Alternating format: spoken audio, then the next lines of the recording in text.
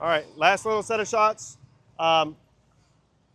Again, shooting low light is very much the same as shooting with an off-camera flash. No matter. Oh, I'm looking at that.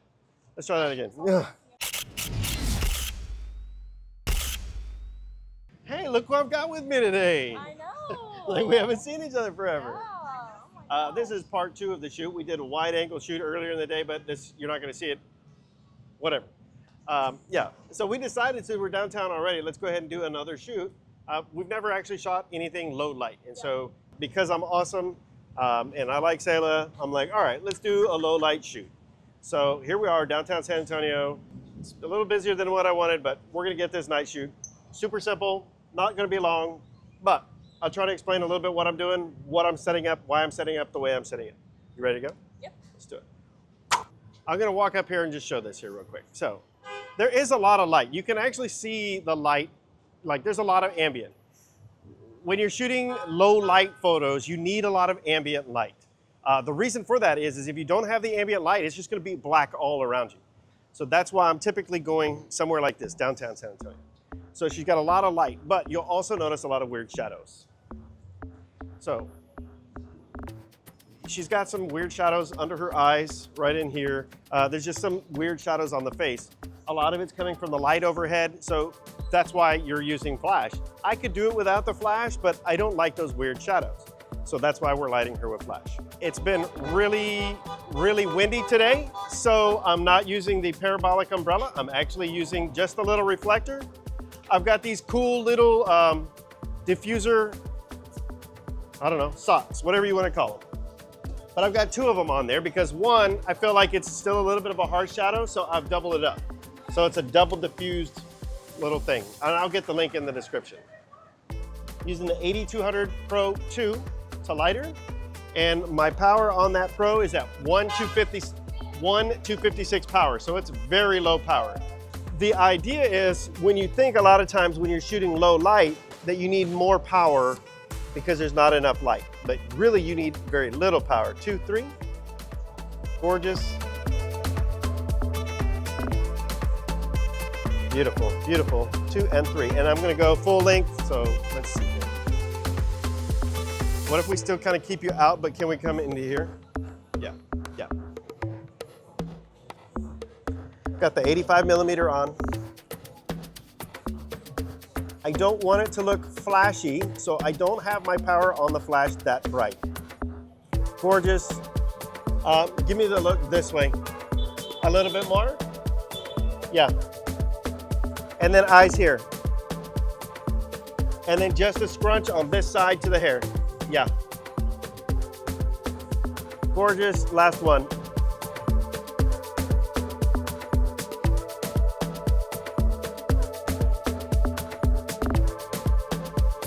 I like it. 1, 2, 3. Beautiful. 2 and 3. Got a blink, 1, 2, 3. Gorgeous. I'm gonna get a little bit of the reflection. On this one, what if we do a leg cross at the ankles? Yeah. 1, 2, 3. 2 and 3. Beautiful.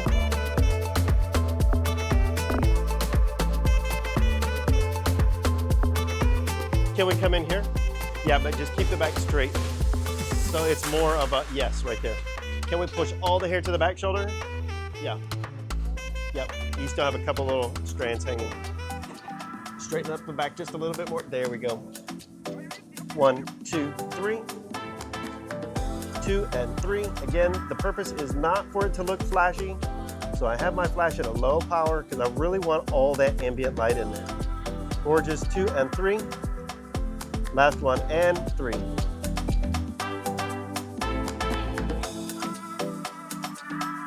Shooting nighttime off-camera flash is really very much the same as shooting off-camera flash during the day. You're going to get your ambient light, your ambient exposure, everything in your camera set first. Your shutter speed, your aperture. So I'm shooting everything at night as wide open as possible. Sorry, I should have not had you sit down. Good. It's just the dirt flying in my eye. So yeah, I try to shoot everything wide open as possible because I want to keep that ISO down. So I've got my camera set at 1.2 on the aperture. Let's see here. I'm at 320. I could actually probably go to 250. So we'll try that. And then I'm at 160. So I'm gonna fiddle around with numbers. I think my numbers are actually a little bit different than what I typically shoot, but that's okay. So that's what you do. I'll set everything like that, and then you set your power on your flash. If it's still too bright and you can't lower the power of your flash, change your aperture. So if I'm shooting it at 1.2, but it's still too much light, I can go to 1.4 on my aperture, and that will actually cut the light power on the model. All right, so let's try this out. Last set of shots. Just come down a little bit lower on the chin. Yeah. 1, 2, 3. Beautiful. 2 and 3. Gorgeous. 1, 2, 3. Look straight out that way. Good. And then 1 looking across the body.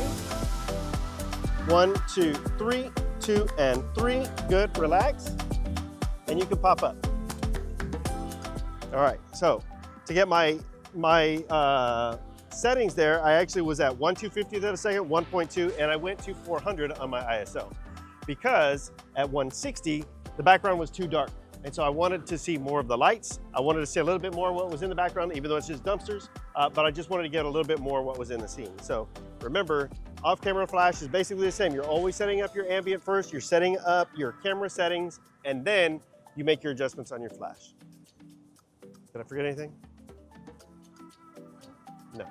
Thanks so much for watching. It's Selah MCK on Instagram. I'll get her at right there. Subscribe. I'll talk for him. Subscribe to the channel. Thank you so much, Selah. Please give her a follow on Instagram.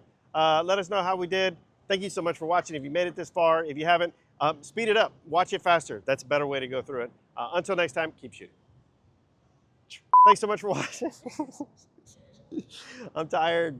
Have a great day, y'all. Dude, I can't even figure this out. All right. Subscribe. Yes. There you go.